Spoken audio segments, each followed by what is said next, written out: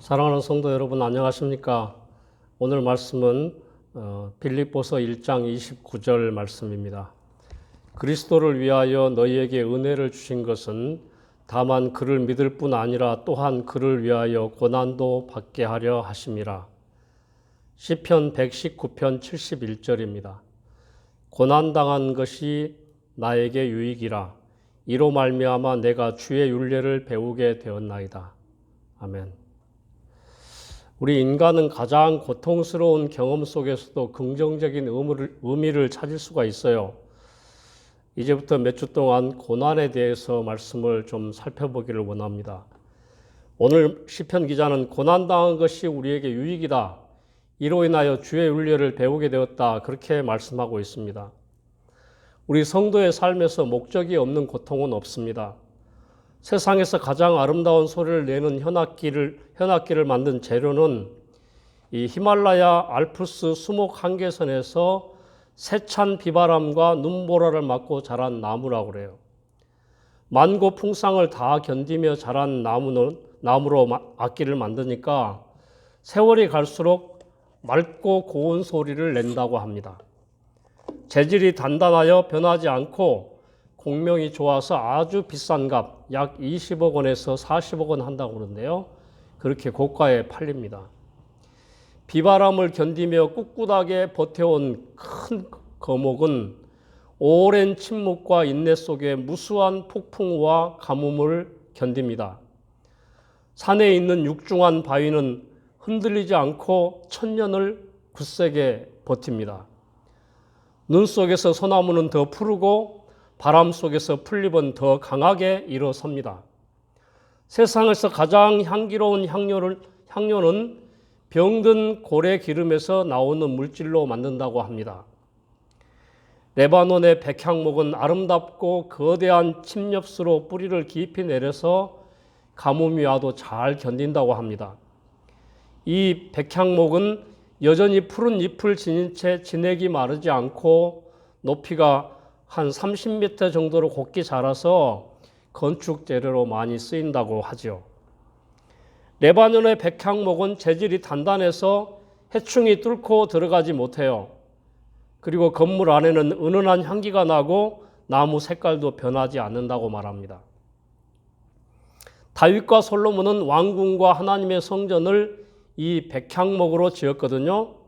성경 말씀 시편 92편 13절에 보면 의인은 레바논의 백향목처럼 성장한다. 그렇게 말하고 있습니다. 이 나무는 어떠한 환경에도 변함없이 꿋꿋하게 사는 신실한 성도의 모습이라고 말할 수 있을 것입니다. 우리 성도들은 백향목같이 변함없는 믿음의 사람으로 하나님의 집에 심기어졌습니다. 여러분, 인생은 누구에게나 힘들고 고통스러워요. 저도 힘들고 고통스러운 경험들을 굉장히 많이 했습니다. 간단하게 익혀지거나 설명되어 줄 수 없는 그런 고통들이 참 많아요. 고난 때문에 그 인생을 더 아름답게 살아가는 사람들을 볼 수가 있습니다. 그들은 수많은 고통 속에서 인생의 값진 의미를 발견해 왔습니다. 고통 속에서 믿음이 더 견고해지고 주님을 향한 사랑과 헌신이 더 깊어집니다. 힘겨운 고통의 시간을 넘기면 나중에는 삶의 옹이가 단단해집니다. 아픔에 부대끼면서 넓은 가슴을 가진 훈훈한 인간미가 넘치는 그런 사람으로 변해가고 있는 것입니다. 그래서 어떤 사람이 성숙해지고 깊은 깨달음을 얻었다고 한다면 그것은 그냥 얻어진 것이 아닐 것입니다. 남모르는 아픔과 고통, 상처와 고독 속에서 인생의 경지가 더 깊어져 간 것이죠. 소낙비가 온 다음에 땅이 굳어지듯이 마른 땅에 자란 나무는 물을 찾아 뿌리를 더 깊이 박습니다. 여러분, 고난은 천국으로 가는 지름길입니다. 하나님은 눈물 없고 아름다운 곳을 보게 하시려고 우리의 눈을 눈물로 씻어 맑게 하십니다. 온갖 역경과 시련을 겪은 사람을 연단하셔서 더욱 값지고 영롱한 빛을 드러내게 하십니다. 온전한 성도는 역경을 통해 하나님께로 더 가까이 다가갑니다. 우리 성도들은 고난당할수록 신앙이 더 강하고 견고해져야지 믿음이 약해지거나 자신이 망가져서는 절대 안 될 것입니다. 1985년 한국에 처음으로 온 개신교 선교사 언더우드 선교사의 기도문을 읽어드리겠습니다. 오 주님, 제 믿음을 강하게 하소서. 오 로드, strengthen my faith. 오 주여, 지금은 아무것도 보이지 않습니다. 메마르고 가난한 땅, 나무 한 그루 시원하게 자라오르지 못하고 있는 땅에 저희들을 옮겨와 앉히셨습니다. 그 넓고 넓은 태평양을 어떻게 건너왔는지 그 사실이 기적입니다. 주님께서 붙잡아 뚝 떨어뜨려 놓으신 듯한 이곳, 지금은 아무것도 보이지 않습니다. 보이는 것은 고집스럽고 얼룩진 어두움뿐입니다. 어둠과 가난과 인습 속에 묶여있는 조선 사람뿐입니다. 그들은 왜 묶여있는지도 고통이라는 것도 모르고 있습니다. 고통이 고통인 줄 모르는 자들에게 고통을 벗겨주겠다고 하면 의심부터 하고 화부터 냅니다. 조선 남자들의 속셈이 도무지 보이지가 않습니다. 이 나라 조정의 내심도 보이지 않습니다. 가마를 타고 다니는 여자들을 영영 볼 기회가 없으면 어떡하나 그렇게 생각합니다. 조선의 마음이 보이지 않습니다. 그리고 저희가 해야 할 일이 보이지 않습니다. 가마를 타고 다니는 여자들을 영영 볼 기회가 없으면 어떡하나 그렇게 말하고 있습니다. 그러나 주님 순종하겠습니다. 겸손하게 순종할 때 주님께서 일을 시작하시고 그 하시는 일을 우리들의 눈이 볼 수 있을 줄 믿습니다. 믿음은 바라는 것들의 실상이요 보지 못하는 것들의 증거니라는 말씀을 따라 조선의 믿음의 앞날을 볼 수 있게 될 것을 믿습니다. 지금은 황무지 위에 맨손으로 서 있는 것 같사오나 지금은 우리가 서양 귀신 양귀자라고 손가락질을 받고 있사오나 저희들은 우리 영혼이 하나인 것을 깨닫고 하나님 나라의 한 백성 한 자녀임을 알고 눈물로 기뻐할 날이 있음을 믿나이다. 지금은 예배드릴 예배당도 없고 학교도 없고 그저 경계와 의심과 멸시와 천대함이 가득한 곳이지만 이곳이 머지않아 은총의 땅이 되리라는 것을 믿습니다. 주여 제 믿음을 붙잡아 주소서. 사랑하는 성도 여러분, 초창기의 선교사님들의 노고를 생각하면 저절로 머리가 숙여집니다. 120년 전 하나님을 모르는 어두운 이 대한민국 이 땅에 이 선교사님들이 예수의 복음의 씨앗을 눈물로 뿌리고 간 이후에 한국에 수많은 그리스도인들이 생겨났습니다. 그렇게 고생했던 선교사들의 눈물의 열매들이 오늘의 우리라는 것을 잊지 말아야 합니다. 고난의 소명에 대해서 말씀드리겠습니다.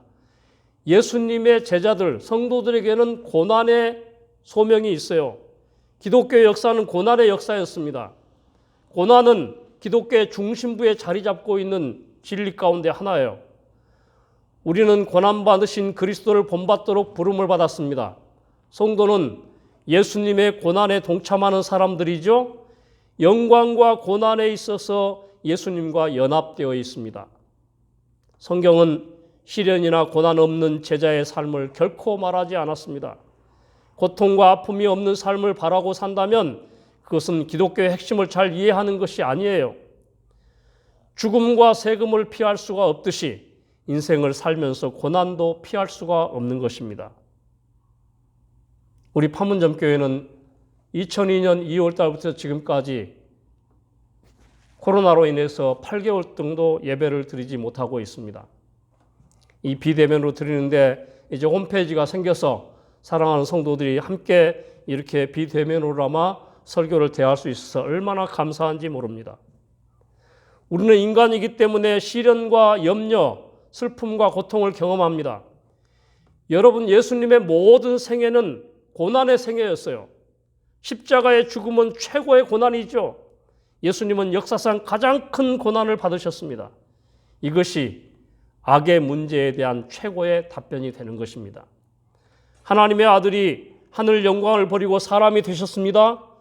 온갖 모욕과 부당함을 경험하고 오해를 받고 조롱당하고 외로움을 경험하고 부당하게 재판을 받고 정신적인 고뇌와 육체적인 고통, 영적인 고통, 이러한 것들, 인간은 도저히 감당할 수 없는 모든 고난과 시험을 예수님이 친히 다 겪으셨습니다.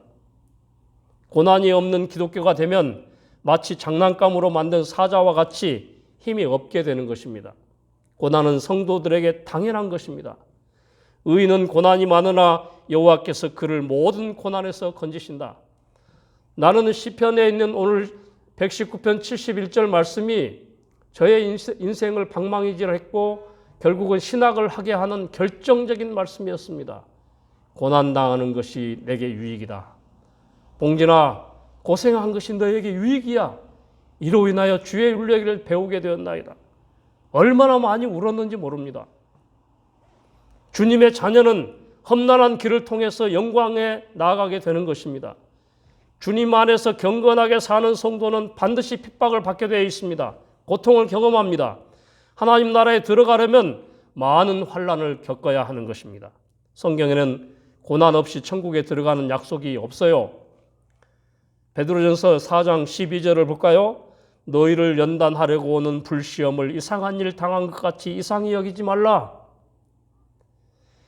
우리 기독교 역사에서 수많은 성도들이 환난과 뜨거운 불시험과 미움을 받았습니다. 성경에 나온 훌륭한 인물들은 고통의 문제와 늘 씨름했습니다. 위대한 하나님의 사람들은 이 고난의 터널을 잘 통과했던 사람들입니다. 제가 2002년에 파주 금촌에서 샘물교회를 개척했는데 8년 만에 예배당 문을 닫고 십자가 종탑을 내려야 했습니다. 법정 소송으로 2년 동안 건물주에 소송을 당하고 억울하게 이사 비용만 가지고 예배당을 떠나야 했고 성도들은 다른 교회 가게 하고 목회를 그만하려고 했습니다. I cannot understand you. 하나님, 나는 하나님이 이해가 되지 않습니다. 왜 목사가 되게 만들어가지고 예배당까지 억울하게 문 닫으면 어떻게 하란 말입니까? 하나님, 저 목사 그만해도 되죠? 하나님께서 많이 우시는 것 같았어요. 왜 주님 우세요? 종아, 많이 힘드냐? 미치겠어요. 그래서 불행하냐? 아니요. 종아, 기억해라. 내가 너를 잘 안다. 내가 너를 사랑한다. 내가 너와 함께 할 것이다.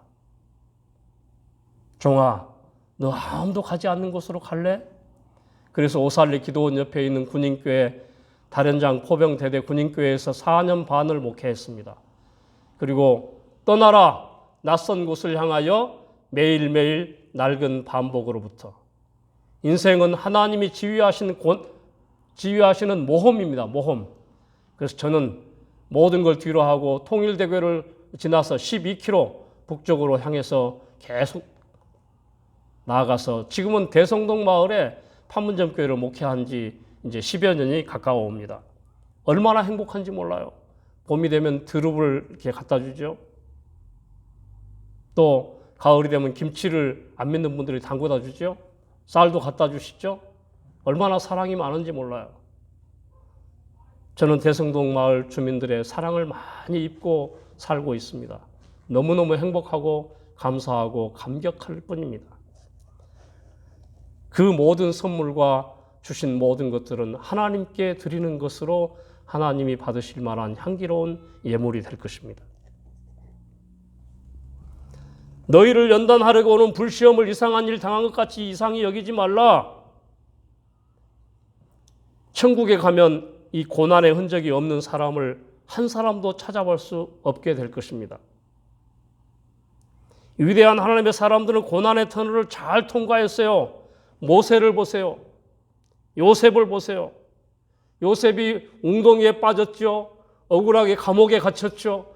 아이쿠, 내 인생 죽었구나. 그렇게 생각할 때 하나님께서 그의 인생을 180도로 바꾸십니다. 미디안 상인을 만나서 팔려가게 하시고, 그리고 꿈꾸는 자가 되어서 하나님의 그 도우심으로 하나님의 지혜를 주셔서 왕의 꿈을 해몽하고 7년 풍년에 7년 흉년이라고 하는 해답을 그가 제시했을 때 그는 애굽의 마침내 총리가 되는 그런 축복을 경험했습니다. 여러분, 시련은 꿈은 시련을 먹고 자라는 것입니다. 훌륭한 설교자였던 찰스 스펄전의 글에 이렇게 고백했더라고요. 나는 고난에 굴복하지 않았다. 내 영혼의 고뇌는 컸고 나는 위로받지 못했다. 낮에는 눈물로 지냈고 밤이 무서웠다. 내 생각과 마음을 찢어 놓았다. 이때는 언제냐면 터버너클 처치에서 한 6천 명 정도가 예배 드렸을 때 예배 드리는 그 시간에 2층에서 어디에서 불이야 이렇게 소리치니까 수많은 성도들이 막 아수라장이 돼가지고 내려가다가 몇 사람이 깔려 죽게 되었습니다. 그 이후로 굉장히 그 우울함과 통풍 때문에 고통을 당했지만 바로 그때 임박한 그때의 경험을 이렇게 기록한 것 같습니다. 슬픔으로 일상적인 생활이 어려웠다. 사람들의 거짓말과 욕설, 중상과 트집이 쏟아져 나왔다. 점차 회복되기를 바라며 인내로 기다렸다.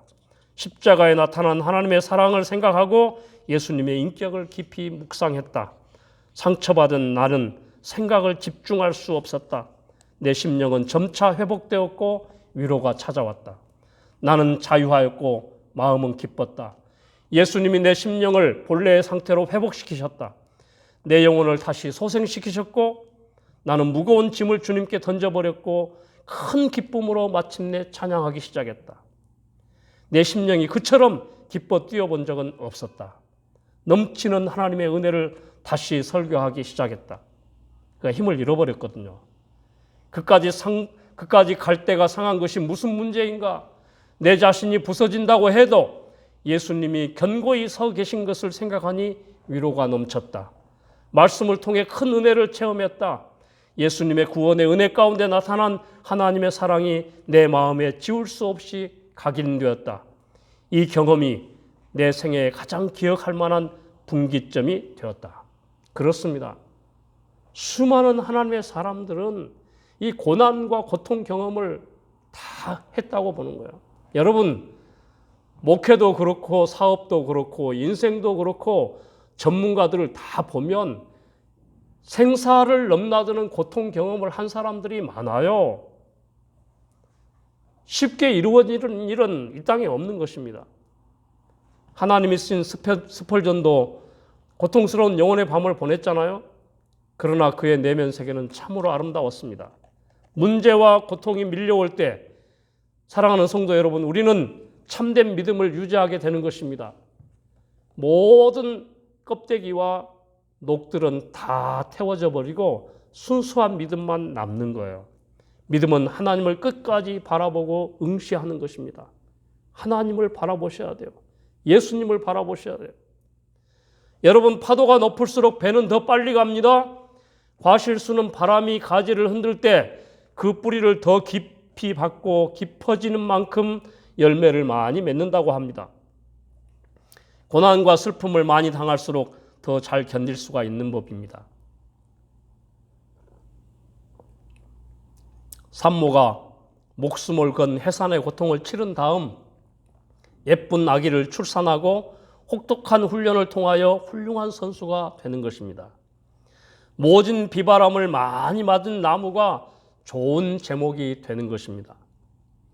저는 여러 가지 목회를 통해서 인생의 깊은 고통과 외로움을 경험하면서 특별히 이 코로나로 인해서 판문점 교회를 7, 8개월 동안 들어가지 못하고 비대면으로 예배를 드리면서 많은 걸 생각했습니다. 교회라는 것이 무엇인가? 목회라는 것이 무엇인가? 인생이라는 것이 무엇인가? 신앙생활이 무엇인가? 성경에 있는 내용은 무엇을 말하는가? 많이 숙고하고 생각하고 연구하고 탐구하면서 많이 배웠습니다. 애벌레가 한 마리의 유지 매미가 되기 위해서는 오래 참고 견디며 5번 껍질을 벗고 거듭난다고 합니다. 어둠 속에서만 자신의 통한을 절규하면서 우는 이 머슴새는 자신의 울음을 드러내지 않고 고통의 신음소리를 감춘 채 속으로 깊게 웁니다. 저도 목회하면서 판문점 교회를 목회하면서 속으로 깊게 많이 울었습니다.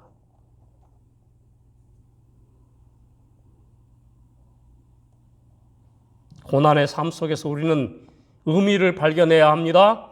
인생의 깊은 고통을 믿음으로 이겨낸 사람들은 절망의 터널 끝에서 희망을 본 사람들입니다. 지도자는 책상에서 만들어지는 것이 아니고 위기와 고통의 환경에서 만들어지는 것입니다. 그 시편 기자는 말했잖아요. 내가 사망의 음침한 골짜기를 다닌다 할지라도 두려워하지 않을 것은 주께서 나와 함께 하심이라. 여러분, 사랑하는 성도 여러분, 이 말씀을 듣는 여러분, 하나님께서 세상 끝날까지, 예수님께서 세상 끝날까지 우리와 항상 함께 하신다고 말씀했습니다. 힘을 내시기 바랍니다. 낙심하지 마시기 바랍니다. 기도하시기 바랍니다. 말씀을 많이 보시고 묵상하십시오. 예수님을 깊이 생각하십시오. 여러분, 우리가 고통스러운 사건들을 스스로는 바꿀 수 없어도 어려운 상황에 대한 태도는 바꿀 수가 있습니다. 여러분, 인생은 해석입니다. 신앙은 반응입니다. 신앙은 순종의 반응이에요. 우리가 인간의 고통을 하나님의 섭리의 눈으로 볼 줄 알아야 됩니다. 하나님의 자비하심을 신뢰하며 고통을 하나님의 역사로 해석해야 합니다. 제가 코로나로 인해서 교회를 못 들어가서 너무나 답답하고 울적하고 힘들어서 저기 충남 보령에 있는 베데스다 기도원 산 꼭대기에 30일 동안 집거하면서 머물렀습니다. 조그만 오두막집에서 혼자 장작불 떼고 눈이 많이 오고 12월 15일부터 1월 15일까지 거의 한 달 정도 홀로 밥 해 먹고 홀로 성경 보고 기도하고 생각하고 울고 지난날의 삶을 돌아보고 앞으로 어떻게 할 것인가를 생각하면서 하나님 앞에 많이 깨뜨려졌습니다. 위대한 하나님의 종들은 시련과 좌절을 수없이 겪어왔던 것을 보게 됩니다. 우리의 엄청난 고통과 슬픔을 알아주는 분은 정말 주님밖에 없어요. 주밖에 나의 마음을 네 알아주리요. 주님만 나를 알아주시면 그것으로 족한 것입니다. 여러분, 십자가의 은혜와 사랑을 경험한 사람들은 세상에 있는 모든 좋은 것들을 상대화할 줄 알아요. 중요하지 않아요. 하나님과 우리 사이의 관계만 풍성하면 나머지 모든 것은 중요하지 않습니다. 다시 말합니다. 하나님과 여러분과의 관계, 그거 외에 나머지 모든 것은 부차적입니다. 성공했느냐 실패했느냐, 교회가 크냐 작냐, 돈이 많냐 적냐, 큰 집에서 사느냐 작은 집에 사느냐, 좋은 차를 타고 다니느냐 아니면 조그만 차를 타고 다니느냐, 그 모든 것은 중요하지 않아요. 너무 비교하면서 상대적인 박탈감을 느끼면서 열등감을 느끼지 않는 당당한 그리스도인으로 멋지게 살아가는 여러분 되시기 바랍니다. 어리석은 자는 고난의 아픔을 느끼지만 지혜로운 자는 고난의 의미를 발견합니다. 지혜로운 사람은 더 이상 반복된 고난을 겪지 않으려고 애써요. 그렇다고 해서 모든 고난이 다 의미가 있는 것은 아니에요. 그것이 무엇에 대한 고난이며 무엇을 위한 고난인지, 그 고난으로 맺은 열매가 무엇인지를 살펴보아야 고난의 진정성을 판별할 수가 있는 것입니다. 사랑하는 성도 여러분, 오늘 말씀은 예수님을 위하여 너희에게 은혜를 주셨다. 그것은 예수님을 믿을 뿐만 아니라 예수님을 위하여 고난도 받게 하려 함이라고 했습니다. 그래서 은혜로 받는 고난인 것입니다. 고난당한 것이 우리 성도들에게 유익하다. 이것으로 말미암아 우리가 주의 말씀을 배우게 되었다고 말씀합니다. 사랑하는 성도 여러분, 코로나의 깊은 터널을 지나가고 있는데 언젠가는 서광의 빛이 비출 것을 기다리면서 때로는 답답하고 우울하고 힘들고 고통스럽지만 하나님 굳게 의지하고 믿음으로 승리하는 사랑하는 성도 여러분 다 되시기를 주님의 이름으로 축원합니다. 여러분 사랑하고 축복합니다. 하나님 아버지, 은혜를 감사합니다. 코로나로 인해서 우리 판문점교회 성도들이 교회가 100m, 200m밖에 되지 않지만 거기 가서 예배드리지 못하고 이렇게 줌으로, 비대면으로, 음성으로, 동영상으로 이렇게 참여하고 있습니다. 사랑하는 우리 권사님과 집사님들 많이 위로해 주시고 찾아가셔서 만져주시고 치료해 주시고 힘 주시고 능력 주시고 큰 믿음을 주셔서 믿음으로 너끈히 이겨내고 승리하는 멋진 성도들이 다 될 수 있도록 축복하여 주시옵소서. 하나님 아버지, 대한민국이 코로나로 인해서 너무나 고통 가운데 있고 예배가 많이 이렇게 힘들어지고 있는데 하나님 빨리 예배가 정상화될 수 있도록 도와주시고 판문점교회에서 JS의 장병들과 우리 대성동 마을의 할머니들 성도들이 함께 기쁨으로 찬양하고 예배하고 기도하는 날이 속히 올 수 있도록 주여 은혜를 베푸시고 긍휼을 베풀어 주시옵소서. 지금은 우리를 억만 죄악에서 구원하신 예수 그리스도의 은혜와 하나님 아버지의 무한하시고 극진하신 사랑과 성령님의 감동, 감화, 위로, 치유하신 은총이 사랑하는 모든 판문점교회 성도들을 위해 이 말씀을 듣는 모든 성도들을 위해 특별히 북한에서 생명을 걸고 목숨 걸고 신앙생활을 유지하는 사랑하는 우리 동포들을 위해 지금으로부터 영원토록 함께 있을지어다. 아멘. 감사합니다.